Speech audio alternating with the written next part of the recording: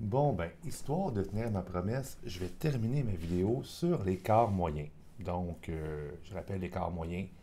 J'ai fait une première vidéo là-dessus. Là, c'est une vidéo uniquement sur des exemples. Alors ici, on veut calculer l'écart moyen de chacune des distributions. Donc, la première étape se trouve à tout simplement faire la moyenne de ces nombres. Donc, si j'additionne tous ces nombres-là, je vais marquer ici le total. Je vais faire le total de ces nombres-là. J'arrive donc à 232. Je divise par le nombre de données. Alors, quand je compte le nombre de données, ici, j'ai 8 données. Alors, 232 divisé par 8 me donne 29. Alors, la moyenne, c'est 29. Ensuite, je vais prendre chacune des données. Donc, les données sont 17, 18, 26, 30, 31, 33, 37 et 40. Et je vais effectuer l'écart à la moyenne. Donc, l'écart à la moyenne, c'est toujours faire la donnée moins la moyenne ou vice-versa et faire la valeur absolue du résultat. Donc, en d'autres termes, si je fais la donnée moins la moyenne, ben ça va me donner moins 12. Et je fais la valeur absolue de moins 12, ce qui me donne 12. Donc, si je fais ça un peu partout, ici, ça va me donner 11. Ici, ça va me donner 3. Ici, ça va me donner 1. Ici, ça va me donner 2, 4, 8 et 11. Donc, la troisième étape, c'est de faire la moyenne de mes écarts à la moyenne. Donc, si j'additionne tous ces nombres, le total va me donner 52. Je divise par les 8 termes. On arrive donc à une moyenne de 6,5. Donc, l'écart moyen de ce problème, c'est 6,5. Allons-y pour la deuxième série de nombres. Donc, même principe, même démarche en fait. Alors, je fais la somme de ces données-là pour trouver la moyenne. Donc, je commence toujours par trouver la moyenne. Donc, le total de ces données-là, j'arrive à un total qui est égal à 154. J'ai 11 données, donc pour une moyenne de 14. Alors, la moyenne ici, c'est 14. Alors, je vais prendre chacune de mes données et je vais faire l'écart à la moyenne. Donc, je ne suis pas obligé de placer mes données en ordre croissant. C'est sûr que ça va mieux quand on le fait, mais idéalement, l'idée, c'est quand même de tout placer nos données. Ce n'est pas une étape qui est importante, donc, comme je répète, d'être en ordre croissant. Donc, voici mes données. Alors, je vais faire aussi l'écart à la moyenne. Donc, je préfère, dans le fond, 17 moins 14 et m'assurer que la réponse se trouve à être positive. Donc, je fais ça pour tout le reste. 1 moins 14 donne négatif 13. Donc, la valeur positive, l'écart à la moyenne, c'est 13. Alors ici, j'arrive à 1, à 3, à 11, à 2, à 21, à 5, 10, 1 et 0. Donc, je vais faire le total de mes écarts à la moyenne. Le total me donne 70. Si je divise par 11, je vais donc avoir un écart moyen qui va être égal à 6,36 périodique. Page suivante. Alors ici, on demande de faire la même chose, mais avec un diagramme à tige et à feuille.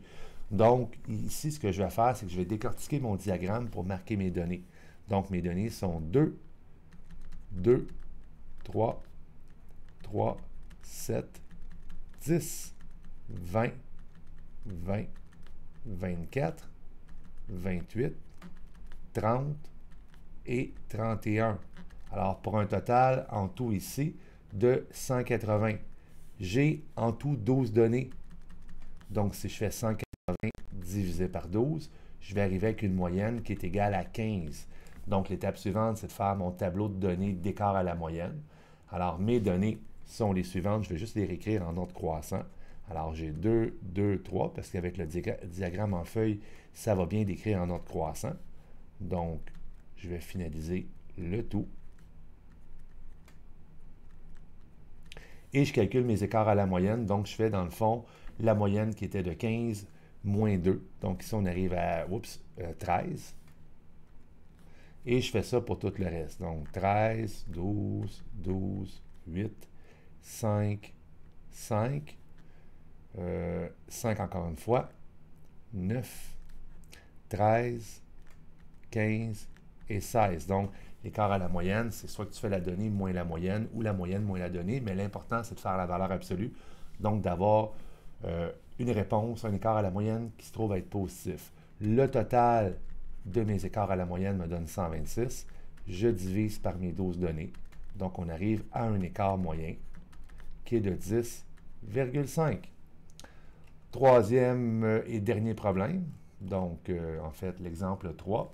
Ce qu'on nous demande ici, c'est qu'on se trouve à avoir deux groupes et on demande que trouver dans le fond lequel des deux groupes se trouve à représenter la plus grande dispersion des résultats en utilisant l'écart moyen. Donc la plus grande dispersion des résultats, c'est quel groupe se trouve à avoir le plus grand écart moyen. C'est ce qu'on doit faire en réalité. Alors on a 16 données par groupe. Donc, que ce soit dans le premier groupe ou dans le deuxième groupe, j'ai 16 données. Alors, dans le groupe 1, si j'additionne mes données, j'ai un total de 288 divisé par 16, ce qui va me donner une moyenne de 18. Dans le groupe 2, j'ai un total de 272 divisé par 16, ce qui me donne une moyenne de 17. Alors, bon, la moyenne est plus grande dans le groupe 1.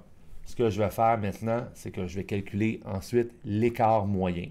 Donc, l'écart moyen, la somme de tous mes écarts, là, si je fais dans le fond, je vais toutes les écrire, là, c'est que je fais dans le fond chacune des données moins la moyenne. Donc, 10 moins 18, ça donne négatif 8. Je le mets en positif, donc le premier écart, c'est 8. Le deuxième, 6.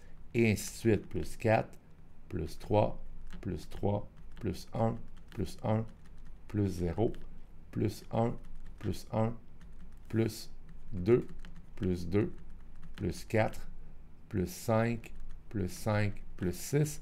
J'arrive donc à un total de 52. Je divise par 16, donc l'écart moyen est égal à 3,25. Je fais la même chose de l'autre côté, je calcule tous mes écarts, donc tous mes écarts sont 6, 4, 4, 4, 3, 3, 2, 2, 2, 0, 1, 3, 4, 7, 7, 8. Donc, j'arrive à un total de 60. Si je divise par 16, j'arrive donc à un écart moyen de 3,75. Donc, l'idée là-dedans, c'est de trouver la plus grande dispersion. Donc, la plus grande dispersion, ça se trouve avec le plus grand écart moyen. Alors, ça va être le groupe 2 qui va remporter le tout. Donc, c'est ce qui met fin à cette petite vidéo sur quelques exemples que tu peux avoir avec l'écart moyen.